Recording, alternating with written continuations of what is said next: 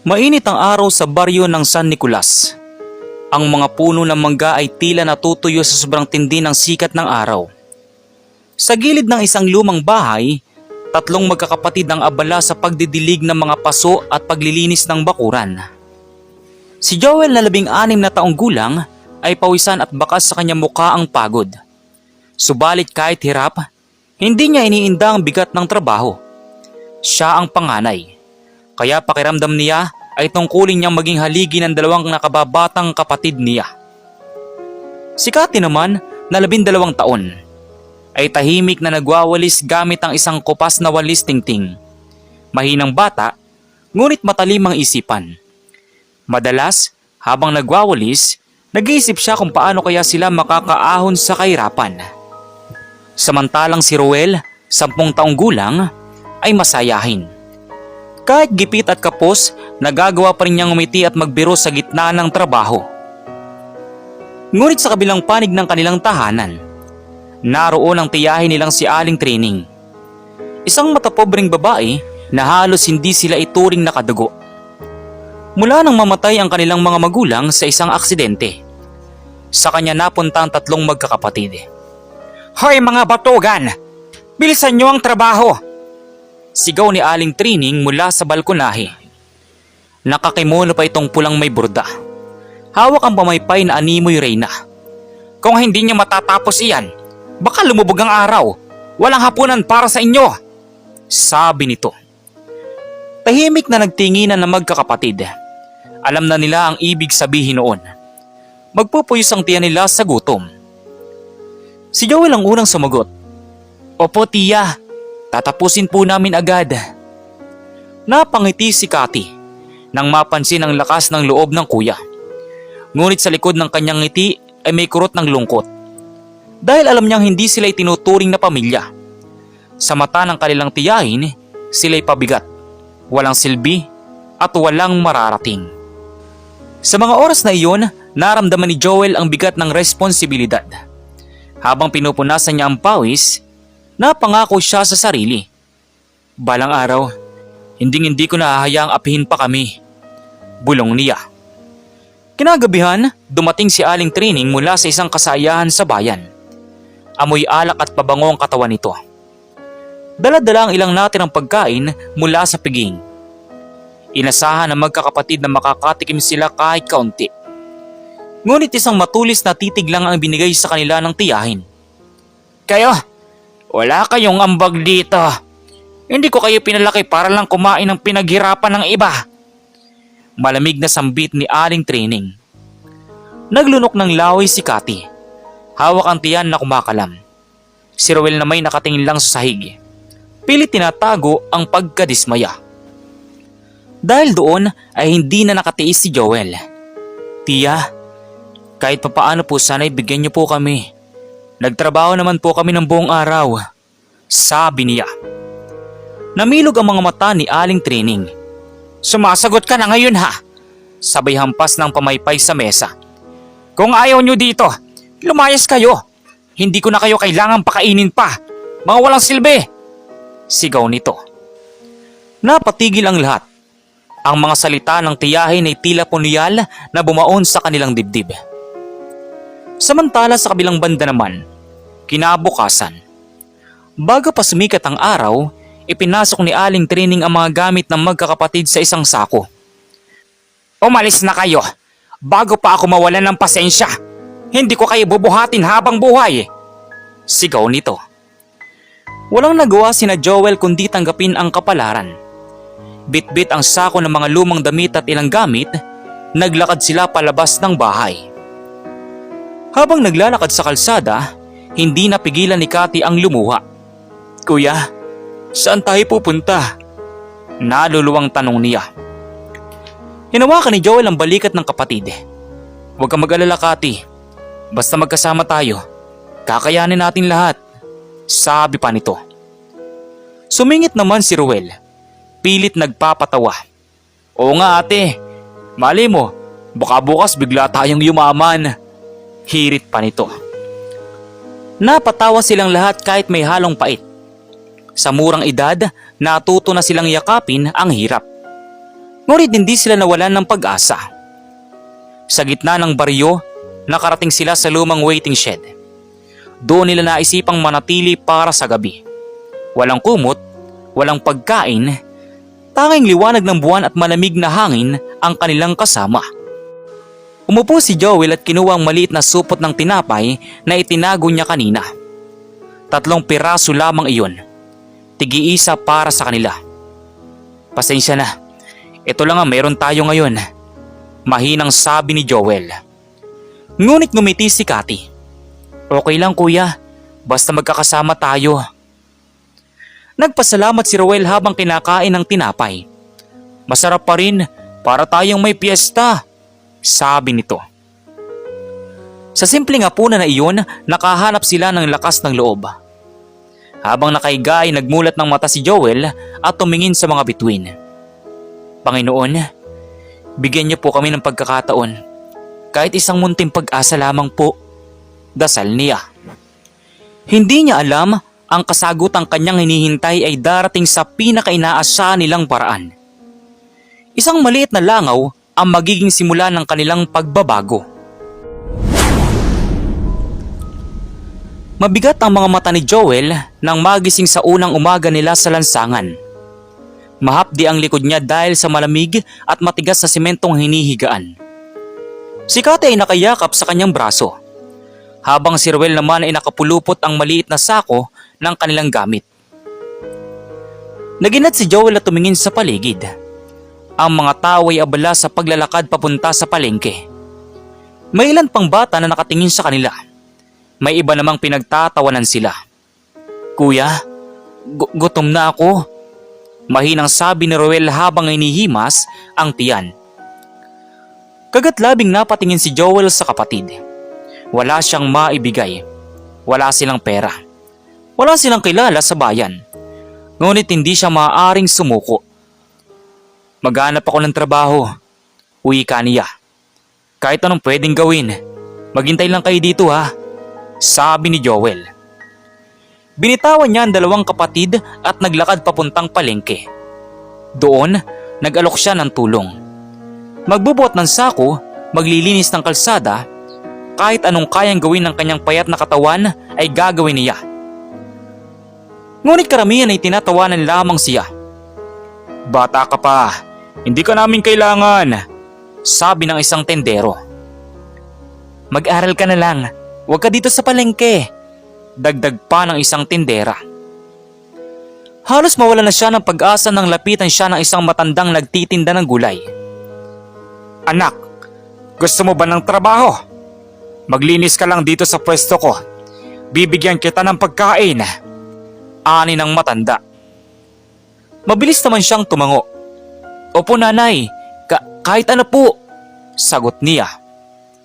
At doon, sa unang pagkakataon, nakapagdala siya ng 3 nilagang saging para sa kanyang mga kapatid.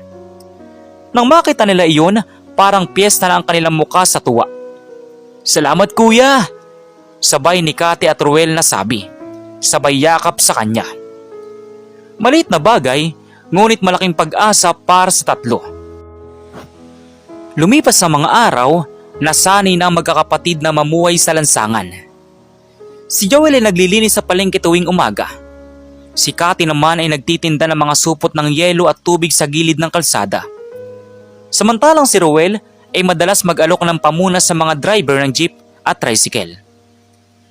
Isang hapon, habang nagpapahinga sila sa ilalim ng punong akasya, lumapit sa kanilang isang matandang pulubi. Payat, gusgusin at nakasandal sa isang baston. Mga anak, maaari ba akong makisalok kahit kaunting pagkain lang? Tanong nito. Nagkatinginan ng magkakapatid. Iisa lang ang kanilang tinapay na dapat ay paghahati-hatian nilang 3. Ngunit nagpasya si Joel. Opo lolo, heto po, hati-hati na lang po tayo. Hati-hati nilang ibinigay ang natitirang pagkain. Nagpasalamat ang matanda at ngumiti. Ngunit bago ito umalis, bigla itong nagsalita ng may misteryosong tinig. Tatandaan ninyo, ang kabutihan ay laging may gantimpala. Kahit ang pinakamaliit na nilalang, maaring magiging susi ng inyong kapalaran, sabi ng matanda. Nagkibit balikat si Ruel. Anong ibig sabihin nun? Tanong niya. Ewan ko, pero parang may kakaiba sa kanya, sagot ni Cathy. Hindi nila alam, ang matandang iyon pala ay si Mang Lando. Isang dating mayamang negosyante na nawala ang lahat at piniling mamuhay bilang pulubi. At sa gabing iyon, habang natutulog sila sa ilalim ng puno, isang langaw ang paulit-ulit na dumadapo sa sako ng kanilang gamit. Kuya, istorbo yung langaw na yan, reklamo ni Ruel. Ngunit pinanood lang ni Joel ang insekto. Hayaan mo na, baka may dahilan kung bakit laging nandiyan. Kinabukasan, habang naglilinis si Joel sa palengke, napansin niya ang parehong langaw na dumapo sa isang lumang kahon malapit sa tindahan ng matanda. Dahil sa kuryosidad, nilapitan niya ito. Nang buksan niya ang kahon ay nanlaki ang kanyang mga mata. Sa loob ay may nakatagong lumang sobre na puno ng mga dokumento at ilang mamahaling singsing na tila naiwan ng kung sino. Dali-dali niyang isinara yun. Nanginginig sa kaba. Anong gagawin ko dito? Bulong ni Joel sa sarili. Sa halip na angkinin, dinala niya ito kay Mang Lando, ang pulubing matanda. Nabigla ang matanda at agad na iniabot ang sobre. Anak, alam mo ba kung ano ito? Nangingilid ang luha ng matanda. Ito ang mga nawala kong titulo at alahas noon. Akala ko'y wala ng pag-asa. Nagulat naman si Joel sa sinabi ng matanda. Sa inyo po pala ito, lolo? Aniya. Oo, at dahil sa katapatan mo, anak, hindi lang kayo basta nagligtas sa akin. Binigyan niyo rin ako ng dahilan para bumangon muli. Mula nga sa araw na iyon, nagpasya si Mang Lando na kupkupin ang magkakapatid. Dinala niya sa isang maliit na bahay na iniwan ng kanyang pamilya at doon sila unang nakaranas ng tunay na hapagkainan matapos ang mahabang panahon. Kuya! Sigaw ni Ruel habang nakahain ng masarap na ulam. Para tayong nananaginip! Sabi niya. Ngumiti naman si Joel at hindi niya mapigilang isipin ang langaw na nagsilbing gabay sa kanilang kapalaran. Totoo nga ang sinabi ng matanda. Kahit ang pinakamaliit na nilalang, may dahilan sa buhay. Sa loob ng maliit na bahay na ibinigay ni Mang Lando, muling natutunan ng magkakapatid ng pakiramdam ng tahanan. May kama silang hihigaan, may kusinang pinagmumulan ng amoy ng lutong pagkain, at higit sa lahat, may taong kumakalinga sa kanila na walang ibang hinihinging kapalit kundi pagmamahal lamang. Isang umaga, habang kumakain sila ng lugaw, napansin ni Ruel na may langaw na lumilipad-lipad sa mesa. Kuya, tingnan mo, siya ulit yung langaw na nakita natin dati, hindi ba? Sabi ni Ruel, sabay turo sa langaw. Napakunot-noo si Cathy. Paano mo naman nasabi na siya yun? Tanong nito. Kasi, palagi siyang dumadapo sa tabi ko, sagot ni Ruel na nakangiti. Nagkatinginan sina Joel at Mang Lando. Sa kabila ng pagiging istorbo ng langaw, tila may kakaibang koneksyon ito sa mga bata. Hindi man nila maipaliwanag. Parang dala nito ang kakaibang swerte. Kinahapunan, dinala ni Mang Lando ang mga kakapatid sa bayan upang ipakilala sila sa kaibigang si Mr. Alcantara, isang kilalang negosyante. Kaibigan, ito ang mga batang nagligtas sa akin, ani Mang Lando. Kung hindi dahil sa kanila, hindi ko na sana muling makita ang mga dokumento ko. Tinitigan ni Mr. Alcantara ang tatlo, lalo na si Joel na halatang matapang at matapat. Kung ganun, simula ngayon, tutulungan ko rin sila, sabi nito. At doon nagsimula ang pagbabago. Binigyan sila ni Mr. Alcantara ng maliit na pwesto sa palengke para magbenta ng gulay at ng mga prutas. Una, mahirap para sa tatlo ang magpatakbo ng tindahan. Kailangan nilang gumising ng madaling araw para bumili ng paninda, mag-ayos ng mga prutas at humarap sa mga suki. Kuya, ang bigat ng mga sako, Reklamo ni Cathy habang nagbubuhat ng patatas. "Huwag kang susuko," sagot ni Joel. "Kapag nagsipag tayo, may mararating tayo." At totoo nga ang sinabi ni Joel. Dahil sa sipag at tiyaga, unti-unting dumami ang kanilang mga suki. Lahat ay humahanga sa tatlo dahil sa kanilang kasipagan at magalang na pakikitungo. Ngunit higit na nakapagtataka. Tuwing may langon dumadapos sa kanilang tindahan, tila ba mas marami ang bumibili. Minsan, kahit wala sa plano, biglang nauubos ang kanilang paninda. "Mukhang swerte nga tayo kapag nandyan yung langaw na yun," biro ni Ruel. Hanggang sa dumating ang isang araw na may isang lalaking bumibili sa kanila at aksidenteng nadapa. Nang tulungan nila itong tumayo, nalaman nilang isa pala itong tauhan ni Mr. Alcantara na naghahanap ng supplier ng gulay para sa malaking restoran. Dahil sa magandang asal ng magkakapatid, sila ang napili bilang bagong tagapagtustos. "Hindi ako makapaniwala, kuya," tuwang-tuwa na sabi ni Cathy. "Ibig sabihin, hindi lang sa palengke, pati sa restoran, bibili ng paninda natin." Ngumiti naman si Joel. "Ito ang simula ng tunay na pag-angat natin," sabi niya. Lumipas ang ilang buwan at kapansin-pansin ang pagbabago sa buhay ng magkakapatid. May sarili na silang maliit na kariton na ginagamit sa pagbebenta. May sapat na pagkain sa araw-araw at may kaunting ipon sa bangko. "Kuya, nakapag-enroll na ako ulit sa paaralan," masayang balita ni Cathy isang umaga.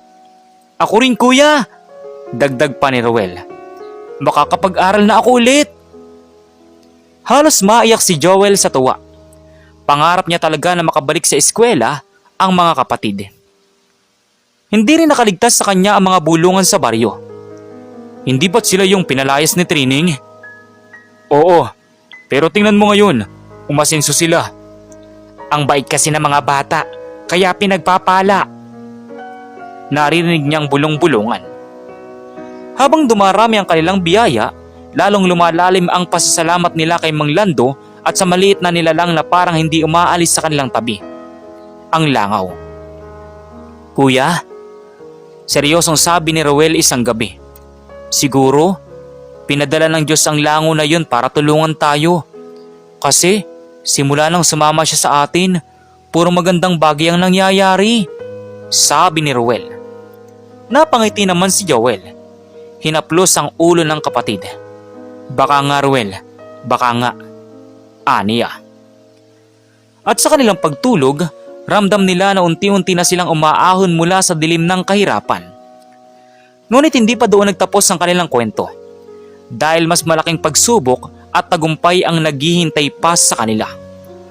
Dahil sa kanilang kasipagan at pagkakaisa, nakilala sila bilang mga batang negosyante. Ang mga tao sa palengke na dati nanlilibak, ngayon humahanga at bumibili pa sa kanila.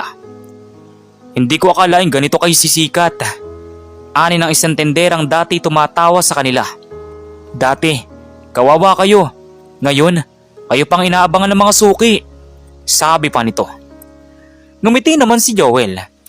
"Dahil po yun sa tulong ng mga taong naniniwala sa amin at syempre, dahil din sa sipag at tiwala sa Diyos," sabi ni Joel. Ngunit sa kabila ng lahat ng ito, hindi nakaligtas sa kanila ang balitang may galit pa rin ang kanilang tiyahin na si Aling Trining. "Kumaring Trining, alam mo ba na ang iyong mga pamangkin ay yumayaman na?" sabi ng isa niyang kapitbahay. "Nakakatawa, mga ulila lang sila. Anong alam nila sa negosyo? Paano sila aasenso?" sagot ng tiyahin na halatang naiinggit. Habang patuloy ang pag-unlad ng magkakapatid, mas lalo namang nagngingit-ngit ang kanilang tiyahin sa inggit at galit. Isang araw, dumating ang isang malaking order mula sa isang kilalang restoran sa bayan. Kinakailangan ng daang-daang kilo ng gulay at prutas sa loob lamang ng 2 araw. "Kuya, kaya ba natin to?" tanong ni Cathy na kinakabahan. Tumingin si Joel sa kanilang kariton. "Kung magsisipag tayo at magtutulungan, kakayanin natin," sabi niya. Kaya't nagpunta sila sa iba't ibang baryo para bumili ng gulay. Araw at gabi silang nagtatrabaho.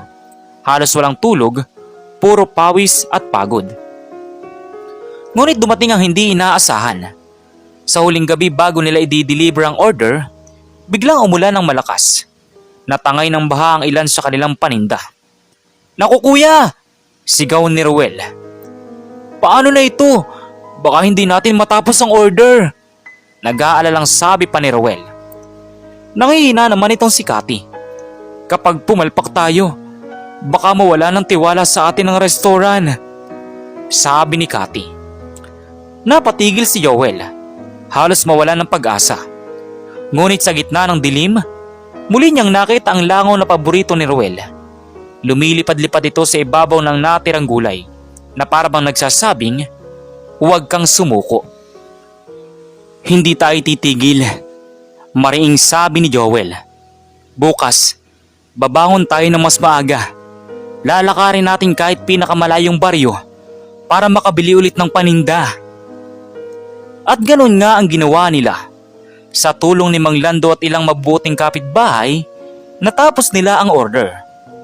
Nang dumating sila sa restoran, halos mangiyak-ngiyak ang manager sa tuwa. "Hindi ko akalain na makakaya nyo. Simula ngayon, kayo na ang regular na customer namin," sabi ng manager. Niyakap ni Cathy ang kanyang kuya. "Kuya, nagawa natin," tuwang-tuwa na sabi ni Cathy. Habang si Ruel ay nakatitig sa langaw na maling dumapos sa kanilang kariton. "Sabi ko na nga ba, swerte talaga tayo kapag nandyan siya," aniya. Mula sa tagumpay na iyon, mas lalo pang dumami ang oportunidad para sa magkakapatid. Hindi lamang isang restoran ang kumukuha ng paninda nila, kundi maging iba't ibang tindahan at kainan sa bayan. Nagkaroon sila ng sapat na pera para makapagpatayo ng mas malaking pwesto sa palengke. At kalaunan, nakabili sila ng maliit na truck para sa kanilang negosyo. "Grabe kuya," ani Cathy habang tinitingnan ang bagong truck. "Dati, kariton lang ang gamit natin. Ngayon, may sarili na tayong sasakyan," natutuwang sabi ni Cathy. Masayang tumawa naman itong si Ruel. "Parang pelikulang buhay natin pagbibiro pa nito. Ngunit para kay Joel, higit pa sa material na bagay ang kanilang tagumpay. Ang pinakaimportante para sa kanya ay ang makita ang mga kapatid na masaya, busog at muling nakapag-aaral. Sa kanilang pagbabalik sa baryo, marami ang bumati sa kanila. Ang dating pangungutya ay napalitan ng paghanga. Ang iba'y humihingi pa ng payo kung paano sila umasenso. "Ang sikreto lang ay pagtutulungan at huwag mawalan ng pag-asa," sagot ni Joel. "Kahit gaano kahirap, may paraan, basta't magsipag at magtiwala sa Diyos." Ngunit sa malayo, nakamasid ang kanilang tiyahin na si Aling Trining. Hindi siya makapaniwala na ang mga batang itinaboy niya noon ay ngayoy yumayaman na. Sa dibdib niya ay nag-aalabang inggit at galit. At doon magsisimula ang mas mabigat na yugto ng kanilang buhay. Ang pagbabalik ng taong minsang nagpahirap sa kanila. Isang hapon, habang abala si Joel sa pakikipag-usap sa isang supplier, dumating ang isang babaeng nakasuot ng mamahalin ngunit halatang malungkot ang muka. Paglingon ni Cathy, nanlaki ang kanyang mga mata. "Kuya, si Tiyahin Trining," sabi ni Cathy. Napatigil si Joel at agad na bumigat ang pakiramdam. Ang babaeng minsan ay nagtaboy sa kanila, ngayon nakatayo sa harap ng kanilang pwesto. "Joel, Cathy, Ruel," mahinang tawag ng tiyahin. Baka sa tinig ang panghihina. Umiling si Ruel, hindi maitago ang sama ng loob. "Bakit ka pa nandito? Hindi ba't ikaw ang nagpalaya sa amin noon?" sabi ni Ruel. Napaiyak si Trining. "Alam kong malaki ang kasalanan ko, pero nagkamali ako. Nalugi ang negosyo ko. Iniwan ako ng mga anak ko. Wala na akong matuluyan. Kayo na lang ang naisipan kong lapitan." Umiiyak na sabi ni Trining. Dahil doon ay napatahimik ang paligid. Ang mga sukoy at tenderang nakikinig ay nagbulungan. "Bakit siya babalikan ng mga batang yan?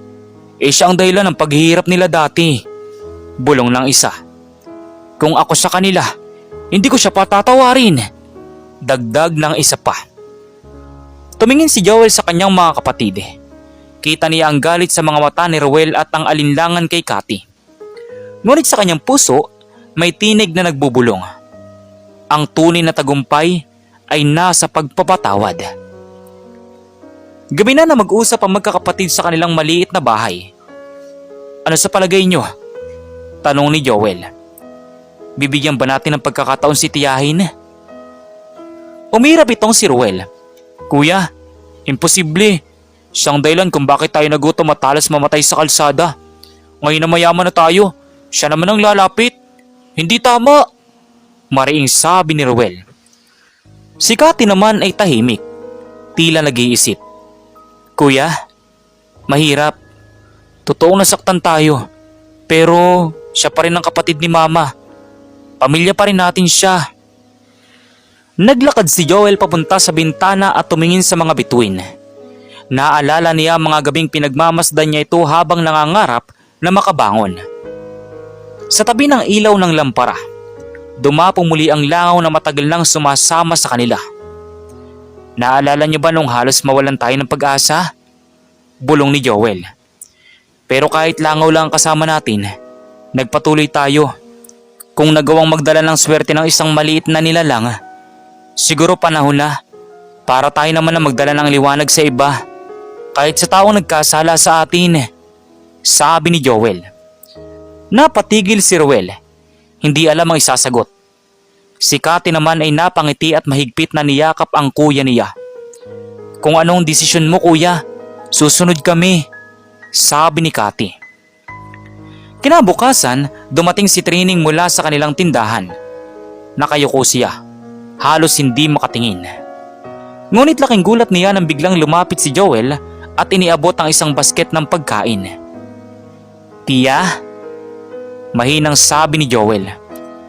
Hindi namin makakalimutan ang sakit na ibinigay mo sa amin, pero mas pipiliin naming patawarin ka kaysa manatili ang galit sa aming puso. Naluwa si Cathy at yumakap din. Pamilya pa rin tayo. Kung kailangan mo ng matutuluyan, may lugar sa bahay namin para sa iyo, tita, sabi ni Cathy. Hindi makapaniwala si Trining. Lumuhod siya sa harap ng mga bata. Umiiyak ng todo. Patawarin niyo ako, mga anak. Hindi ko alam na darating ang araw na kayo pa ang magliligtas sa akin. Naluluwang sabi nito. Niyakap siya ni Ruel kahit may alinlangan pa. Tiyahin, sana wag mo na kaming saktan ulit, sabi ni Ruel. Mula noon, naging bahagi muli si Trining ng kanilang buhay. Natuto siyang maging mapagpakumbaba at tumulong sa negosyo ng mga bata. Lumipas ang ilang taon, lumago pa ang negosyo ng magkakapatid. Nakapagpatayo sila ng malaking kumpanya sa pagbebenta ng gulay at prutas lamang, na tinawag nilang Langaws Harvest Trading. Alaala ng maliit na nilalang na minsang nagbigay sa kanila ng pag-asa at inspirasyon. Sa harap ng kanilang bagong gusali, nakatayo sina Joel, Cathy, Ruel at maging si Trining. Maraming manggagawang umaasa sa kanilang kumpanya at libu-libong pamilyang natutulungan. Sa isang panayam, tinanong si Joel, anong sikreto ng inyong tagumpay? Ngumiti siya tumingin sa mga kapatid. 3 lang, sipag, tiwala sa Diyos at pagpapatawad. At oo, kahit langaw lang ang nagudyok sa amin noong una, naging paalaala ito na walang maliit na bagay kapag may malaking puso. At doon natapos ang kanilang kwento. Mula sa pagiging ulila at itinaboy hanggang sa maging matagumpay at inspirasyon sa iba. Kayo, ano pong masasabi nyo sa maiksing kwento natin ngayon? At kung anong mga aral po ang mga natutunan ninyo? Maaari nyo po bang i-comment dun sa baba dun sa comment section para muli ko pong mabasa? So once again, inuulit ko pong muli. Ako po si Tamoxki TV. Kita-kita po tayong muli sa mga susunod pa nating maraming mga video. Thank you and God bless you all. Peace out.